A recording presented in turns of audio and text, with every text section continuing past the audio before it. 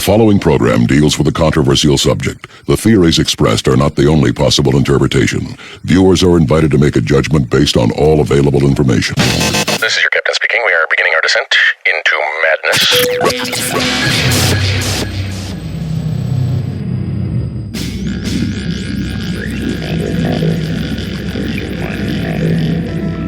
Open your mind.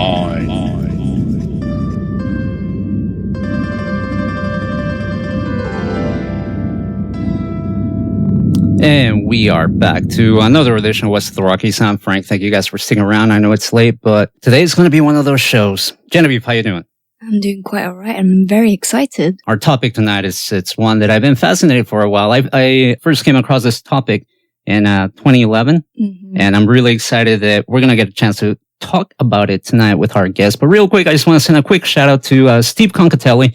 We got a chance to catch up with him yesterday at the, I believe it was the premiere screening, right, of his documentary, At a Time, Saving the DeLorean Time Machine. If you're a Back to the Future fan like I am, you got to check it out. It's really fun, and it's full of some really cool footage of them restoring this iconic car. We got a chance to interview him on the show back in October of last year, and it was a blast. That movie's coming out July 19th, so definitely check that out. It's pretty funny as well. And see, and the reason why I love covering pop culture and sci-fi is because there's a weird crossover between the two. There is, absolutely. Right? It's almost like those crazy ideas that somebody is crazy enough to try, and they become reality. It's insane. And tonight, we're going to talk about exactly that. We're going to be talking about Jack Parsons. And as I mentioned earlier, I heard about him the first time in 2011. And honestly, when I started looking into this guy, I didn't think he was real. To be honest, I thought maybe it was one of those internet, like one of those Tumblr, like creepypasta stories or whatever. Course. Because his life was just so it seems too strange. Out of this world, right? You know, and I know our last interview was with Jay Dare, and we discussed Eyes Wide Shut and some of the stuff that happens. And it's funny because when you start dwelling into Parsons' life, there was some Eyes Wide Shut type stuff going on at his pad. More than that. So tonight our topic of discussion will be the book Sex and Rockets, The Occult World of Jack Parsons, published by Feral House. And Genevieve, if you'd be so kind to give us a little introduction for tonight. Well, as you said, we'll be interviewing Adam Parfrey tonight. He's an American journalist, editor, and the publisher of Feral House books, whose work in all three capacities frequently centers on unusual, extreme, or so-called forbidden areas of knowledge. Parfrey has garnered quite a name for himself, being called both the most influential underground publisher in post-millennial America, as well as America's most dangerous publisher. Works published by Feral House include Nightmare of Ecstasy, which was the basis for Tim Burton's biopicture Edward, Psychic Dictatorship in the USA, and Secret and Suppressed, Banned Ideas and Hidden Histories, which has been noted as an influence on Chris Carter's X-Files. Tonight, however, we'll be focusing on Sex and Rockets, the Occult World of Jack Parsons. First published in 1999 by Feral House, authored by the mysterious John Carter, whose true identity remains hidden due to it being a pen name. And with that, I have the absolute honor of welcoming America's most dangerous publisher onto the show tonight, Adam Parfrey. Mr. Parfrey, can you hear us okay? Yes, I can. Thank you for the intro. It's our pleasure to have you, really. And boy, what do you think of that? The most dangerous publisher. That's quite the title Seattle there. Weekly, I believe. How does that make you feel? Is that something you were expecting to be? That's a promotional idea, I think, but I didn't make this up. It's been written about me, so I thought, well, that's wild idea. Maybe I'll borrow that for promotion's sake. Well, hey, it does not hurt. It does not hurt. Mr. Parfrey, we're obviously going to tackle a very, very fascinating topic here, the life of Jack Parsons. But let me start with just a quick question, because I picked up the book Sex and Rockets, and I was fascinated by it. And I wonder who John Carter was. Why was John Carter so mysterious? Just adding more mystery to this whole thing. Why was this book written under a pen name? Well, the main reason is that the man who John Carter's his pen name didn't want to lose his government job. Oh, wow. by having, writing a book of this nature. Mm-hmm. I'm not sure if he would be fired or have problems as a result of that, because the book is nonfiction. It's all backed up by footnotes and information, and it's about Caltech and the space program, and then weirder ideas of occult nature. So I did it because this individual used his actual name for the book.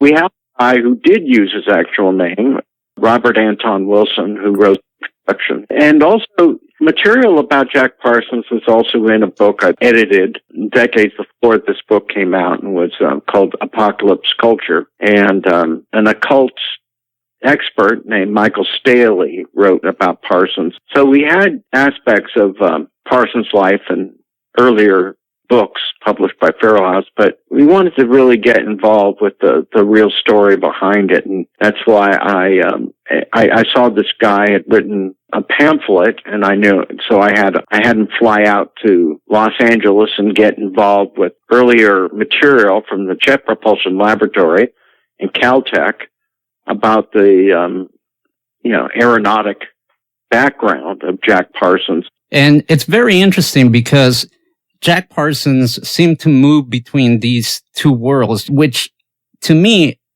at first glance, seemed to be contradictory, right? The field of science and the occult. Most people, I don't think, would ever see a way to connect the two, but Jack Parsons seems to have found a way to do that, didn't he?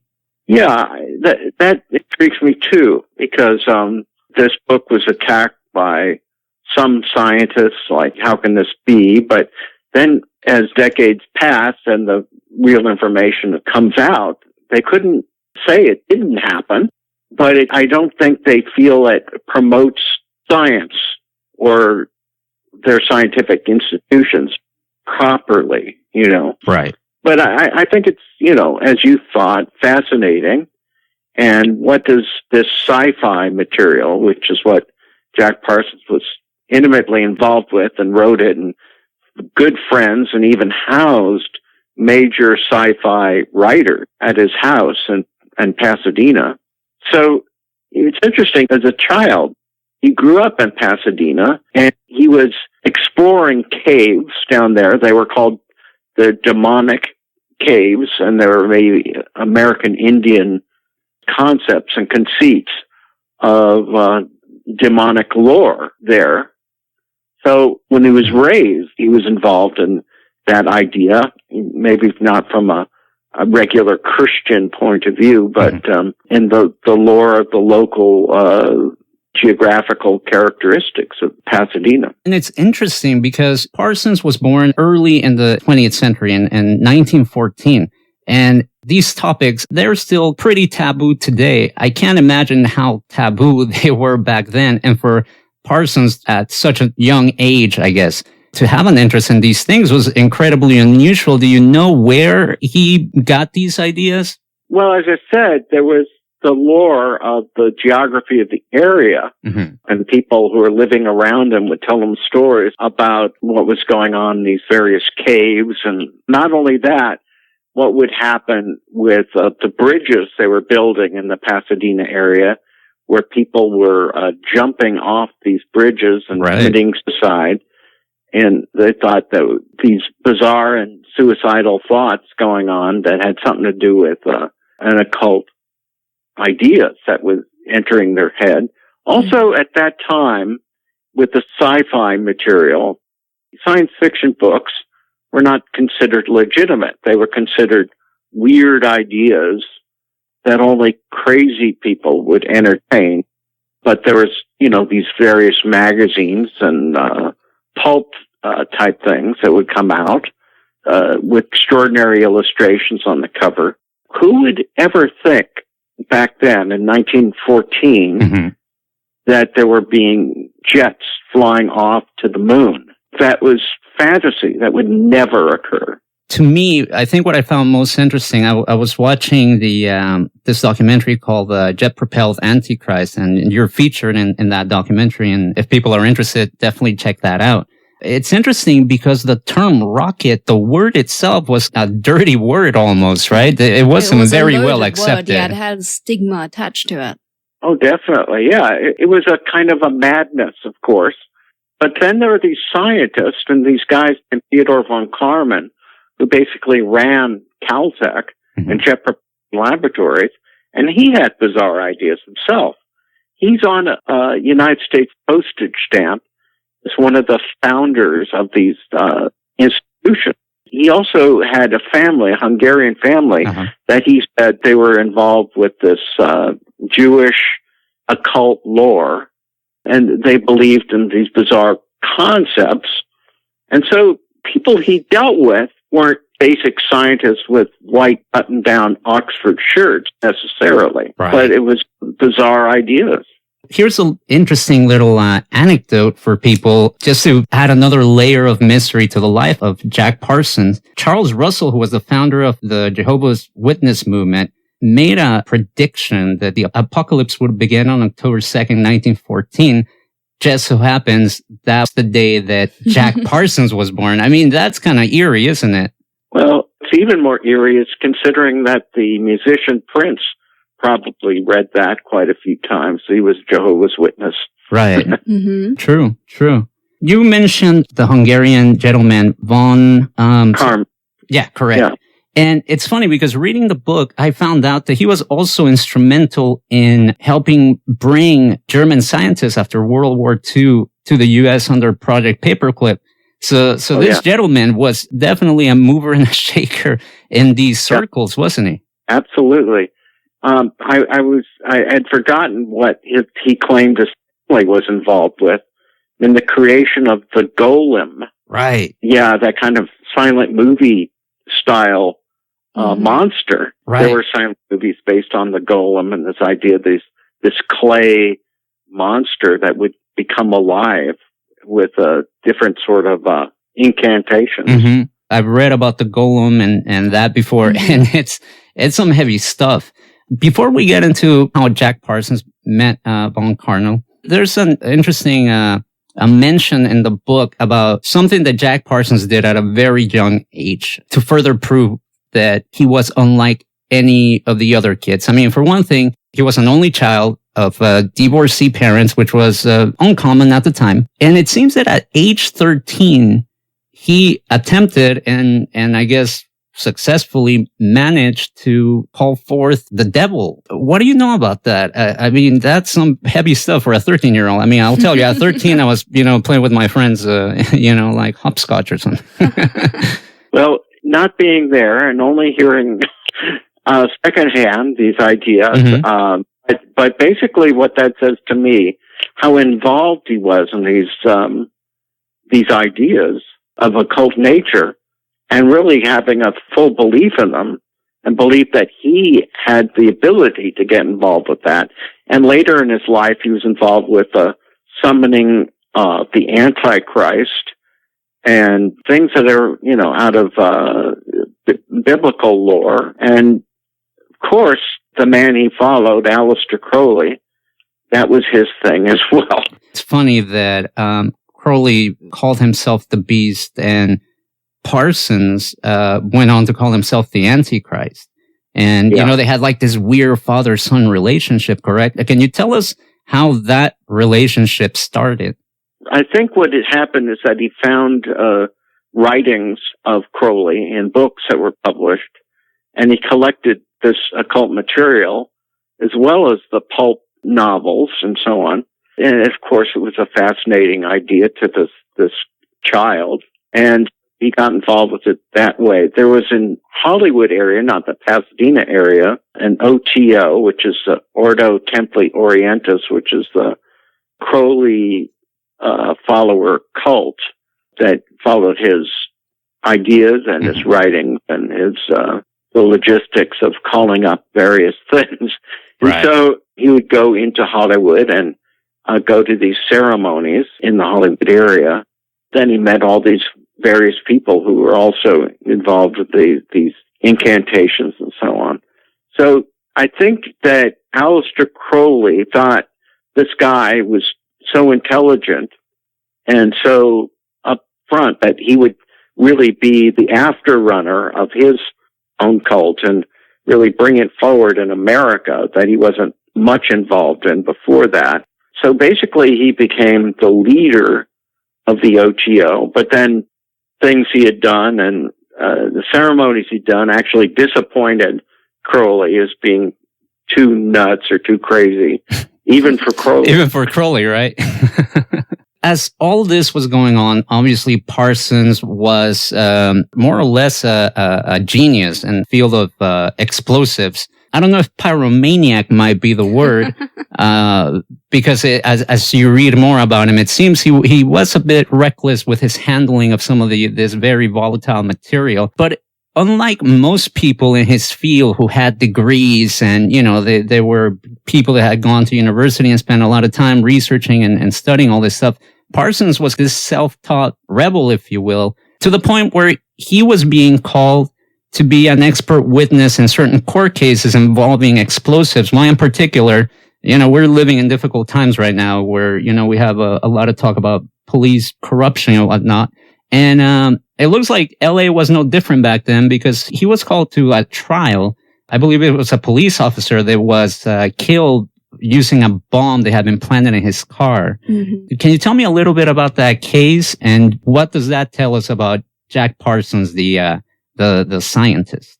Well, that if he's called into a trial as an expert witness, his expertise in explosives must have been given a lot of credibility. And so, doing these rocket tests out in the area of Pasadena, where at the time it was just a sort of a big desert area, and it wasn't really built up with big buildings at that time, is now. But at that time, it was just a place where you could, a deserted area that you could experiment with explosives. And so when he was called into this trial as an expert witness, he was being a witness against a police detective, and people thought that he might have been a suspect in Parsons' own death with explosive fatality that occurred in the 30s. Personally, I'm not sure that he did it, and other people had speculated it might have been Howard Hughes' people that did kill him. And because there hasn't been a definitive idea of how and why Parsons himself died, except that they know that it was an explosive that created his death in Pasadena in his garage from a house he was going to move out of and move to Mexico with his wife, who was this woman, this pretty extraordinary woman named Cameron, right? Who Parsons believed he summoned into his life. This redheaded woman, this amazing artist. She appears in a couple Ken Anger movies. Right. What's your personal opinion? Do you think he was murdered or it wasn't merely an accident? I think it was likely to be an accident because he was packing up a lot of explosives for his move, and he might have done it in the right way, I guess. I don't really know for sure what happened, of course. Nobody does. Of course, yeah. So it's possible he was murdered that way. He was working with a lot of explosives at that time and packing them all up in his move. So he had all those explosives there. It was interesting for me to, as I was reading the book, to find so many instances where there was almost this like prophetic angle to Parsons' life in several locations. For one thing, he ran with a crowd of rocket scientists that were dubbed the Suicide Squad. At the same time, one of his close partners in that group was Frank Molina, who apparently had communist tendencies. So he definitely was hanging out with the fringe of society. Why do you think he gravitated to these people? He probably felt more comfortable with weirdos than anybody else, since he was a weirdo, per se. True. Frank Molina, actually, speaking of this prophetic or self-fulfilling prophecy in a way, he apparently wrote a script, and the script was based around their life and their work. And it seems that Jack Parsons' character ends up dying in an explosion. To me, again, that's a very eerie coincidence. More than a bit of synchronicity. Right. Do you think, I mean, was that just something that was, I hate to say it, but bound to happen? I mean, that it is a pretty real danger that if you handle explosives and you do this type of work, you may unfortunately meet an end such as this. Or do you think that maybe there were already forces in Parsons' life that were going to dictate and shape his future? Absolutely. So, but I'm not sure if anybody knew Frank Molina or Foreman, his other friend, but they did a lot of experimentation and explosive work and using a kind of a solid fuel that lifted a jet above the Earth's gravitational field. Mm-hmm. And that really hadn't happened before them. They're astoundingly prophetic in that way. That created the whole idea of the Apollo flights and the trip to the moon and back. These ideas are pretty extraordinary. That they were not considered legitimate at the time, you know. So it's just sort of like he had to be in a fantasy mode beyond anybody else's belief of the possibility of it occurring. Let me ask you this, because this is something that I've been struggling with for a while now. In your opinion, do you think that Jack Parsons was ahead of his time, or was he at the right place at the right time? Well, obviously, right place at the right time. I'm not sure if he could have done it in any other point. Right. Because at that time, Caltech and Jet Propulsion Laboratory was just beginning. So it didn't have a legitimacy at that point. But when it did have a legitimacy, they would be a barge pole length from a guy like Jack Parsons, this crazy man, you know? Yeah. And, you know, it's funny because I guess trying to do this very unpopular thing, which was create a rocket that works, back in those days, and again, considering the nature of the project, you would think that this project would just go nowhere. You know, these guys were not going to make a living off of this. But then, you know, you had World War I followed by World War II and then the space race. So it seems like Parsons was positioned at the forefront to take advantage of what was coming, wasn't he? Oh, absolutely. How does the O.T.O. fall into all of this? Because to the best of my knowledge, Crowley never met Parsons in person, correct? Right. They communicated through correspondence. And they develop a really, as we mentioned earlier, a very interesting friendship where a relationship really where it was a father and son relationship. The book obviously points out that this could be due to the fact that Parsons lacked a father figure growing up. But Parsons seems to have struggled with parental figures right down to his mother, who he constantly seems to make reference about this Oedipus complex. How did this thing play into, you know, the rituals in the O.T.O. and what was the point of trying to figure out something like his Oedipus complex and how to overcome it? Well, the O.T.O., of course, it was an occult society that had to be open to really far out and unconservative ideas and being open to a change in the world. And that's what the whole partisanship with the Antichrist was about. The Antichrist was not like the usual Christian church. It was like the Illuminati was way back when in the early Renaissance, was that it was against the Catholic hierarchy at the time. That's why they called it the Illuminati, and that's why it was such a hated group. Mm-hmm. Now all the speculation of what the Illuminati is, and the Illuminati is still going, and these rap guys say they're part of the Illuminati and all that. But no, it was another perspective of the monarchy and the Catholic Church and the people in charge at the time, and being an outsider and having strange ideas enter into the whole world at that point. And it was also interesting for me to read how the O.T.O. originally, Crowley had made it kind of this pseudo-Masonic order, you know, that he had borrowed a lot from Masonry. I mean, he himself, I believe, was a high-degree Freemason, among other titles that he held. in subsequent years, he seemed to move away from Masonry. But something that was interesting to note, because this kind of carried over into Crowley's O.T.O, was the use of psychedelics in Masonic rituals years and years back. And that was something that was a very integral part of Crowley's order, correct?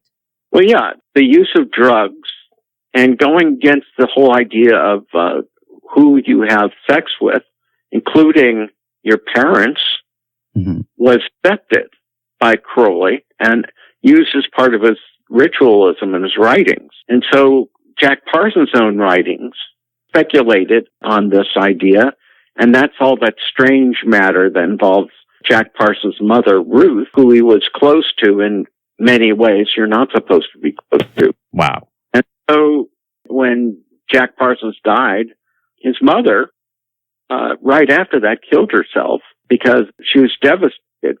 They were so close. Yeah, no, he was the apple in her eye, I suppose. Her, her baby, that's for sure. Apparently that relationship went beyond that mother-son bond, I suppose. Now, there was a bit of friction that began to happen between Parsons and his fellow, rocket scientists. There was a bit of friction. Frank Molina, in the book, he's quoted as saying that he wasn't happy with Parsons. He seems to be, he seemed to have been spending a lot of time messing with the occult and some other little projects and not their main project at hand. Nonetheless, Jack Parsons, we still see his name right there on JPL. And some people believe that JPL doesn't just stand for Jet Propulsion Labs, but Jack Parsons Lab. There is no way to downplay the importance of Jack Parsons' work, even though he wasn't, as we mentioned, a degreed scientist, correct? Right, exactly. And as far as some of the chemicals that he worked with and compounds, it seems like he was also doing a bit of alchemy. I'm hoping I'm using the term correctly, but it seems like under the guise of science and research, it just afforded him the chance to kind of do all these crazy experiments that I don't think most of us will be able to do, right? It was costly for him at the time to get all those chemicals and all that. And the early Jet Propulsion Laboratory in Caltech only got a bit of the expense that was required to do these tests and so on. So he was fully involved with this on a very personal level. And it's really astounding to think that this crazy guy who may have had sex with his mother created modern rocketry and space programs. Yeah. And the thing is that he was almost like a magnet. As you read the book, all these names began to pop up and you began to learn about who they were and what they did. Obviously, he was born here in LA. The movie industry was blossoming and he basically became in contact with celebrities, right? Like I know Jane Wolfe was one of them. And I believe John Carradine was mentioned in the book as well as attending the O.T.O temple that was in Pasadena. Why do you think to this day we hear about celebrities being involved in some weird stuff? What do you think lures some of these influential people to seek out some of these occult groups? Well, I'm going to throw out another name, Manly Palmer Hall. Manly P. Hall, who created that group in Los Feliz. And we have a book out about him as a biographical book. And it's called Master of the Mysteries. In the book, you'll see photographs of Bela Lugosi and other stars in the area, and they got involved with this sort of strange stuff. Why they did, we don't know for sure, but they were drawn to it. And maybe because actors, per se, and dramas have a strange aspect to them, that they didn't feel repelled by odd occult ideas. Like I said, to me, it's very baffling at times when you see some of the people and that, work in the entertainment industry and join some of the stuff that seems a bit offbeat. And I think a lot of us just chalk it off to, they're just being eccentric or something. I just find it fascinating that Parsons invoked Pan, or at least said a prayer to the god Pan before every rocket launch. Yeah, what was the purpose of that? He seemed to have a certain affinity towards the Greek god Pan, correct? Yeah. Well, he felt it provided him assistance to the good effect of an experiment. That if he invoked Pan, the explosives would go better. Right. Maybe he's right. Who knows? Maybe it worked. Yeah. Maybe it did work. You never know until you try it, right? Now, when the group began to actually get some money for their work, there was interest by the military, and they were trying to develop rockets to help planes take off in short runways and those type of applications. So the group finally had some funds, and it seems like Parsons took his share of the cash and put it in a house up there in Pasadena that kind of became, like the Eyes Wide Shut mansion, I think, to some extent. Why don't you tell me a little bit of this house in Pasadena that Jack occupied and some of the crowd that he seemed to favor, because he was renting some of the rooms out, but he had a very specific criteria for who he would rent out to, correct? Absolutely. Yeah. That was a nice, large mansion. It's nicknamed the Parsonage.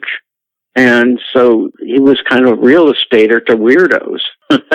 And right. Among them being L. Ron Hubbard, who founded the Church of Scientology. Right. When I was doing research on this book and getting material about Hubbard, because he was very involved in Parsons' life and his experiments with them, I was followed around by people from the Church of Scientology. You're kidding. Wow, that's scary. That's scary. I was stalked by these guys. Wow. Was it something that you felt maybe I'm getting too close to this? Did you ever hesitate to maybe not probe too much the Scientology angle? Well, if I didn't, the book would be seen as a lie because he was so important in Parsons' life and so much a part of that story.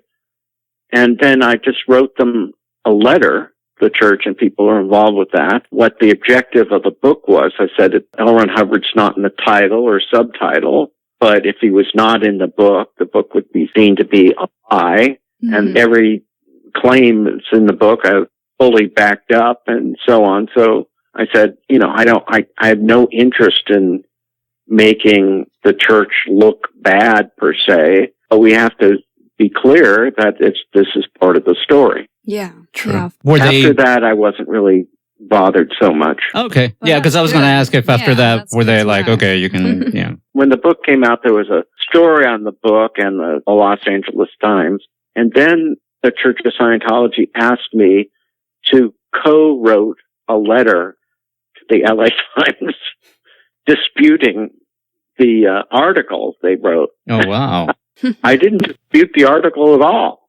So that was their problem, not mine. Right. Mm-hmm. Going back to Jack Parsons' purchase of this huge mansion, the neighbors, as you can imagine, were a bit suspicious of some of the activity that would go on in the house. I mean, in the book, we read about, neighbors calling the cops for everything from like noise disturbances to, I think one of the things that they describe is seeing a pregnant woman jump through fire, something like 9 times or something. Oh, wow. So there was definitely some real bohemian activities, to say the least. Bohemian is very mild. It's a subtle term, I suppose. Occult, I guess. we should just go with that. There were some serious occult activities going in that house. But Parsons always seems to have managed to get away with it, didn't he? Nobody kicked him out. Nowadays, you hear about celebrities throwing a party and the whole neighborhood signs a petition and gets the person out of there. But Jack Parsons seems to have been able to sweet talk his way through a lot of what would be for other people, legal problems. Well, yeah. But another thing that we may be overlooking is the fact that he wasn't in that mansion for too long, really. That he was drawn out to other areas. He lived in the desert for a while. So it was not specifically he was there all the time and carrying on in this way. Okay. Because at least the number of stories that I read in the book, I got the idea that they probably lived there for a few years, but it seems that just a lot happened, I guess, on a daily basis.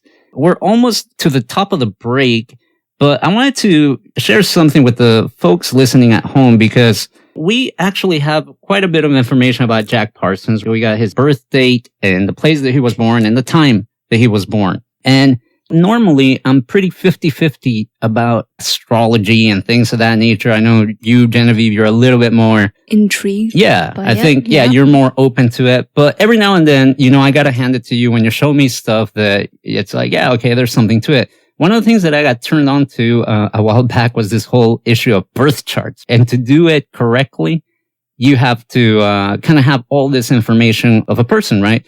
Date, place, time of birth, et cetera, et cetera. So, I just went to like whatever website where you can put all this info and get a birth chart, not thinking much would happen. And it's funny because I started reading the birth chart for Jack Parsons and I was quite surprised. I'm just going to read a few excerpts here. And Mr. Parfrey, you tell me if this sounds kind of close to the guy we're discussing here tonight. According to the birth chart, it says that extremely active by nature, you like to get around, meet people, and do different things.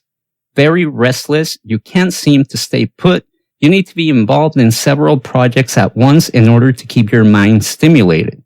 You like to read books and write letters and to talk constantly. Seemingly ageless, you will always appear to be much younger than you really are. A jack of all trades, ironic, right? The jack of all trades, you are lively and versatile. Let me skip forward here. Very sociable. You enjoy being with others and definitely prefer not to be alone. You have strong feelings and are extremely sensitive. You tend to react emotionally to every situation you come across. You are a born investigator. You are fascinated by secrets and mysteries and unanswered questions of any kind. Your feelings about others are deep, powerful, intense, and complex. Your likes and dislikes are strong and intense, never casual or superficial. You are known for your persistence and willful obsession. Your personal growth occurs when you have the freedom to do things in a new and interesting way. This brings out your natural inventiveness. You're an individualist and you're also attracted to mass movements that emphasize social betterment, and you will devote much time and energy to their efforts.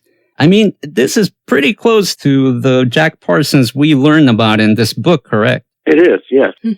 I found it to be quite interesting. I mean, like I said, I'm always kind of 50-50 in these things, but it's stuff like this that kind of trips me out. It's a fun read. Yeah. I think I did it for myself once, and it was actually kind of scary as well. Before we go to the break, Mr. Parfrey, you obviously run a very interesting publishing house. And you seem to focus on a particular type of books, correct? Nonfiction, usually, and ones that have an unusual perspective to them most of the time. That I can agree with, that idea. Is that where your interests lie as well? Certainly, if things are not written about or discussed socially much or in literature, you go, wow, why is this left out? What's going on here? So that provokes my interest. And was Sex and Rockets the first book published about the life of Jack Parsons? It is the first book on Parsons. And there's another book called Strange Angel. The other book doesn't really have a material that I couldn't find or was not in the book, but it was more a literary life of the time. And so not much in terms of material about Parsons' life itself. Right. No, yeah, we actually have a copy of that book as well. But yeah, we can see that Sex and Rockets, as the name implies, it's almost like the first half of the book, we learn of Jack Parsons and his work as John Parsons, really. And on the latter half, we see Jack Parsons, the occultist. Although maybe I should be careful with which names I use because he seemed... John and Jack, they should be used separately. It seems like Jack Parsons was the occultist part of Parsons, and John Parsons was the scientist, correct? Well, went by John Whiteside. Whiteside was the name of his paternal name that he picked up and used. But we have a strange man with odd life because it included both perspectives, the science and occult. But I think that Jack Parsons would think that occultism had a very scientific aspect to it. So he looked at it differently than you or I would, maybe. True. Yeah, of course. Yeah. Mr. Parfrey, would you be so kind to just hang on the line for a few minutes while we take a break? And then when we come back, I really want to dig into the relationship between Jack Parsons and L. Ron Hubbard, because a lot happened between those two. And obviously, we all know that L. Ron Hubbard went on to form the Church of Scientology. Mm-hmm. And it seems like Jack Parsons, for many years up until recently, kind of faded into obscurity. Nobody really remembered who Jack Parsons was until now. So, Mr. Parfrey, if you'd be so kind, could you just hang on the line for us and we'll resume the conversation on the other side of the break? My pleasure. Awesome. And we're going to go with actually a track that I remember just kind of thinking of the lyrics, and they were quite fitting to the topic that we're discussing tonight. We're going to go out with a little bit of Pink Floyd. This song is called Brain Damage. West of the Rockies is coming right back in just a few. Enjoy this one, guys. West of the Rockies with Frank.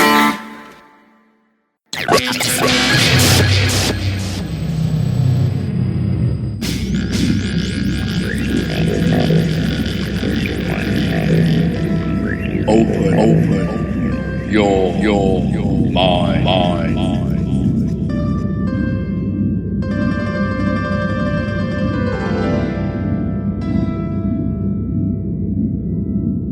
And we are back to the second hour, West of the Rockies. I'm Frank. Thank you guys for sticking around. I know it's late, but boy, we're having a really good time here tonight. As always, I'm Engineer Frank on Twitter, West of the Rockies on Facebook, WWII on Twitter. Correct. Don't forget to follow the show on Twitter at WOTR Radio, and check out the website, WOTRradio.com, where you can subscribe to our YouTube, iTunes, Stitcher, and all that good stuff to keep up with all the latest interviews and videos and all the cool stuff that we post there for you guys to check out. Our guest tonight is Adam Parfrey of Feral House Publishing. You can follow them on Twitter at Feral House. That's Feral and House. And the Facebook page is facebook.com/Feral House. And you can check out some of the books they got, including Sex and Rockets, which is a really, really fascinating book to read. Coming out of the break, we heard some Pink Floyd, very appropriate considering it's from the album Dark Side of the Moon. And let me bring our guest tonight, Mr. Parfrey, back into the conversation, because I want to talk about an honor that was bestowed posthumously to Parsons, which was naming a crater after him on the dark side of the moon, right? Which is almost a very symbolic gesture, because we see the moon, this big, bright ball staring at us from the sky at night, yet the dark side of the moon that we never get to see, it's quite battered and beaten. And it's almost like that was Parsons, the rocket scientist, was this guy that everybody loved. Coworkers said he used to tell jokes and loved making people laugh, but in his occult practices, he definitely went pretty dark, didn't he? I would suppose you could say that. What's interesting is that on Caltech in Pasadena, once a year you can visit it. It's open to the public, but not more than that one time a year. And then on that time, you can also see these statues they created of Parsons and Molina and Ed Foreman and other people in the Suicide Squad. Mm-hmm. That's pretty astounding that they took that very strange and out there perspective of their history. And ironically, we have a movie coming out soon called The Suicide Squad. I don't know if they got the name from Parsons and his crew. Correct me if I'm wrong, Mr. Parfrey, but wasn't a plaque unveiled at JPL celebrating the anniversary of the beginning of these rocket tests by Parsons and the Suicide Squad also on Halloween, correct? I think that's probably true, but it's the fact that I don't think they acknowledge the Halloween part of it. Yeah, I would think they would try to downplay. Yes, Parsons already had a lot of baggage in but that. But they have the bronze plaque there. You can go up and see it on the day of the year that's open to the public. And it's interesting that JPL, it's located near the dam called Devil's Gate. And also nearby to, as you mentioned earlier, people were jumping off a bridge in Pasadena that nowadays we know as Suicide Bridge, which is a popular paranormal investigation hotspot. Yeah. Do you think that was done on purpose, or do you think that's just Parsons, that's just where they happen to be working at? I can't tell you for certain, but, it is amazing that these ideas, they come together with Parsons' life and these places he worked in, and how the space program started there and all the bizarre aspects of it. I just want to think that it was intentional, whether it is or not. One aspect of this whole thing that I wanted to talk to you about before we get into Hubbard and Parsons was, in the book, there's a mention of how many people that were involved in occult practices actually worked for governments in an intelligence capacity. You know, going back to like John Dee, I guess he used to sign his name as 007, which is really interesting. And obviously, Crowley, I believe he worked with MI5, I think. Mm-hmm. Crowley. Genevieve should know she's British. And here's a fun fact. She shares a birthday with Aleister Crowley, of all things. I do. And I studied at the same institution. Yeah, and you went to Cambridge. That's scary, right? I mean, I'm going to have to keep my eye on you because who knows what's going to happen. She has a lot of access to good drugs, though. And now I know why I see her acting funny every now and then. But yeah, the book points that out, which I find really interesting, that a lot of people that, well, not a lot, but a certain number of people of note did participate in occult practices while at the same time working with the government in very delicate operations. Do you think that this is, again, to your knowledge, something that is done on purpose, or is just the way things play out sometimes? Well, you're talking about John Dee. That's, 1601, right? We're not talking about 20th century or anything. Right. I think it's been overplayed about that. So, I can't join you in being too speculative about it. But why are people involved? Like, why is Jack Parsons involved with government intelligence? Because when you're involved with war materials, which was used like aircraft and so on, that's going to be involving intelligence agencies. Absolutely. Right. Let's jump to the year 1945, which is the year that L. Ron Hubbard meets Jack Parsons in person. And boy, if this isn't an explosive combination, if you pardon the pun, because these two guys were we already know that Jack Parsons was an interesting character, but can you tell me a little bit about L. Ron Hubbard back in 1945? What was he up to in those days? He was a science fiction writer, and that's how he made his money. And excuse me for saying that, but he was a bit of a hack and did a lot of writing for pulp things. And what we think of pulp things are not necessarily the upper echelon of fiction writing, And so, of course, Parsons appreciated that. But not only that, Hubbard had a lot of stories of being involved with Asian trips and being here and there in the military. And he really spun a good story. That's what he did very well. It's really interesting. I mean, I don't know if this is true or not. Maybe when you were looking into Scientology, you came across this. I can't remember where I read it, but I mean, it could have been speculation, just to put a disclaimer on my statement. But some people believe that Hubbard got the idea for Scientology from Crowley's O.T.O. Have you come across anything that would indicate that that was the case? Well, yeah, there's a lot of speculation about that because Hubbard read a lot of Crowley, and he got involved with some material about the Church of Scientology put up online, and there are aspects of Crowley's own writings and Scientological documents. So it's not far off idea there. And of course, he was doing various O.T.O. occult ideas then. He was being, what do you call it when you jot down what's happening at the time when Jack Parsons doing... scribing, I think it was? Like he was a scribe? Yeah, a scribe, exactly. So he was being the scribe of these occult ceremonies, and some of them were really strange and bizarre and very sexual, very drug-oriented. And so there he was. He was there. You can't get out of that. That's the real life of these guys. Now, what Hubbard or the people at the Church of Scientology say that he was assigned by the U.S. military to do that. I find that difficult to believe in a lot of ways. Yeah. I read that part of the book, and I agree with you. I think that the Church of Scientology just has a really good PR or something to come up and, plug the holes in the boat. No pun intended, because he was in the Navy, but yeah. Also, Hubbard later married Parsons' girlfriend, Sarah Northrup, and that's in the whole history of the Church of Scientology and Hubbard's life. So he was basically stealing Parsons' girl.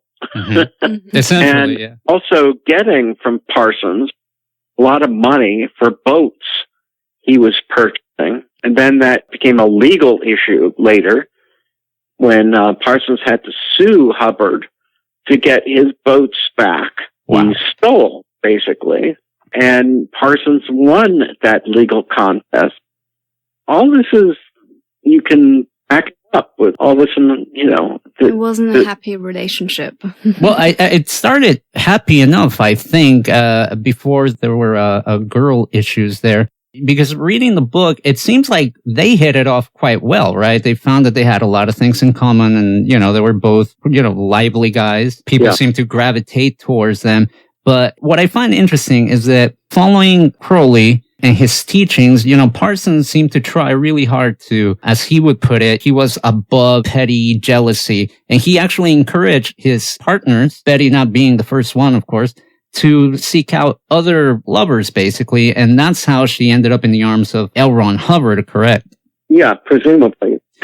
And it's weird because I keep finding these similarities with a couple of cults that I've studied in the past, where there's this incestuous relationship with their partners. Jack Parsons had a strange relationship with a fetishized incestuous relationship. Yeah. For example, Carlos Castaneda and some of the stuff that he did. It's almost like I don't know if it's fair to call it a characteristic of some of these organizations, but Parsons apparently, as I mentioned, had these kind of strange little relationships with women in the way he viewed them up until, the whole Scarlet Woman phase in Babylon Working, which is something that I would like to talk about shortly. But with the topic of sex magic, well, go back to Aleister Crowley a bit here, because he advertised for bizarre looking humans to sex magic with, and they were looking for the most bizarre and hard to take and crazy ideas to go beyond the norm. And I think a huge part of what Parsons was following. It's definitely something that's very strange. Yeah, well, it's about breaking the boundaries, I think. It seems that's always what it's been about. Now, Hubbard, as we mentioned, he was a scribe during this ritual that Jack Parsons pretty much became obsessed with, called Babylon Working. Can you tell us a little bit about what Babylon Working is? Well, it was a quest for the Antichrist, which of course was the O.T.O. quest as well. And so these were exotic rituals to follow that idea, and required a lot of strange practices to follow that concept. And one of the things that, as you mentioned, Hubbard had to kind of sit there and write everything that was happening. And from what I read in the book, these were quite elaborate rituals. They would last about an hour and they had to be recited by memory. At what point did Parsons and Hubbard's relationship crack? Was it that business deal gone wrong? I'm uncertain of that, but what happened with Hubbard is that he took the woman, his girlfriend, and that was a big deal for Jack Parsons at that time. And it really spun him in a bad way. And he missed the woman, and I guess he might have been even self-hating as a result of that he couldn't keep up with the idea of sharing his girl. And I'm not sure, but it was later when he received letters from Crowley about, he was complaining to Crowley about Hubbard's practices, and what Crowley said, why are you dealing with this liar, this scumbag? Ben Parsons followed was ridiculing him about the whole thing. Yeah, it's funny because you definitely see Crowley for the type of person that he was. You know, he was dubbed the wickedest man on earth and whatnot, but he definitely had an interest in Parsons, and he was kind of looking out for Parsons right until Parsons resigned from the O.T.O, it seems, right? He was meant to be like the heir to the throne, I suppose. Well, the earlier thought that that's exactly what he would be, the heir to the throne, from Crowley's perspective. Now, one interesting story also found in the book in regards to that business deal between Parsons and Hubbard is Parsons went out to Florida to track Hubbard and Betty down. And, when he got there, I guess the ship had set sail, and he apparently went back to his room and did like a ritual or something, didn't he? To like stop them. Yeah, very successful one, because it created a storm condition that blew the boat back towards shore. That's incredible. Yeah, That's interesting to think about. I find myself torn, Mr. Parfrey, between, I talk to a lot of people, well, not a lot of people, I've talked to several people who are involved in some of these practices, and a lot of them tell me, oh, it doesn't mean anything, it's just kind of like, we just do it for fun. Symbolism. Yeah, it's just like something that we do, et cetera, et cetera. But in your opinion, I mean, do these practices have any power, or are they just harmless rituals that people do just to, that's their idea of having fun? You mean, do I believe that these rituals work as in a ritualistic way? Yeah. Yeah, I think they do. Yeah. And the reason I ask you is, like I said, when I've asked people, they seem to downplay it quite a bit. And in my head, I wonder, well, if it's something people do for fun, they spend an awful lot of time, memorizing all these things and all these gestures and things like that. So, they're obviously believing that there is more than just a bit of playing around. Right. Yeah. Now, with Hubbard out of the picture, obviously after this business deal, they kind of, went their separate ways. Parsons seems to have fallen on hard times. I was reading that, his security clearance was taken away. He wasn't doing very good in businesses, having, sold his share of, was it Galsic that got bought out? Mm-hmm. Yeah. Yeah. And, so he wasn't doing too well. And it was during this time that I guess he resigned from the O.T.O, a bit disillusioned. Obviously, Aleister Crowley was none too happy about it. Now, let's talk, obviously, one of the biggest mysteries in Jack Parsons' life, ironically enough, his death. We kind of talked about it earlier during the show.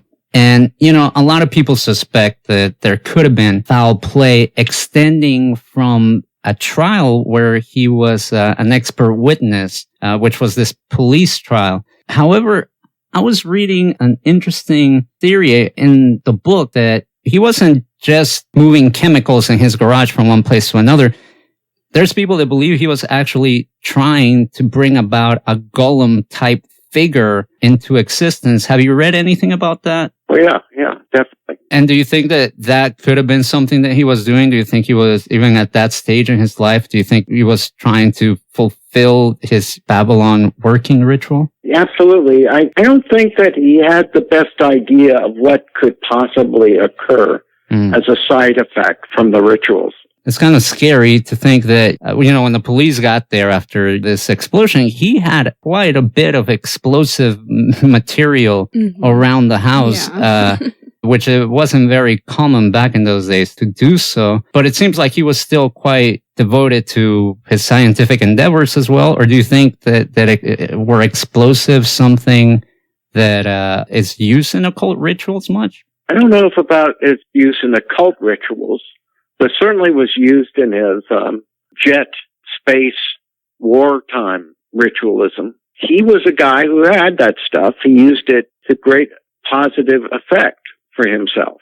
It wasn't just some crazy material he had for no real reason around the house. Now, one of the interesting quotes in the book is one by Kenneth Enger, who points to Jack Parsons and his experiments as being the source for the rash of UFO sightings that occurred in the 40s and 50s in the U.S. which I found really interesting. I mean, I wasn't expecting UFOs to come into the picture of Jack Parsons. Did you find that being something possible? I mean, I think the gist of it was that Parsons did open up a portal and that these flying saucers basically came through. Well, it's an interesting perspective, isn't it? You know, how can you be definitive or in any way around those ideas? But I guess it shows how people were fascinated with Parsons, right? I mean, as far as what he maybe accomplished. Well, you look at these Crowley beings that he had entertained in his life, right? And he also did drawings of them. They really look like ETs. They had that particular look. Yeah, it's true. Yeah, I think it was Lamb, the one that he drew, one of the ones, or at least one of the more popular ones that maybe people have seen. That, yeah, it looks like your typical gray alien. I want to know what you think about the fact that, you know, a lot of people think that JPL stands for Jack Parsons Lives or Jack Parsons Labs or something along those lines. Do you think Jack Parsons had a play in coming up with that name? I don't think so, because when he was working with those people, he was thought of being, you know, like half mad himself. They wanted to distance themselves a bit from him. And so I don't think that those were, you know, Jack Parsons Lives ideas so much as they worked with jets. They worked with the propulsion of jets. It was a laboratory of sorts. But yeah, I was just wondering. Mr. Parfrey, before we let you go, Sex and Rockets came out in 1999, if I'm not mistaken, and I know that the other book on Parsons came out, I think, in 2011 or somewhere around there. So it's a bit early to tell, but do you think that this will change or amplify Jack Parsons' legacy in any way for future generations?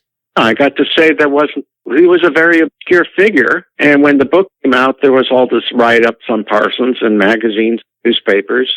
So that alone shows vital interest in him. So I say, yeah, I think that was influential in some ways. Absolutely. I definitely encourage people to check out this book, Sex and Rockets, The Occult World of Jack Parsons by John Carter, and a foreword by Robert Anton Wilson on Feral House Publishing. I really enjoyed the foreword, actually.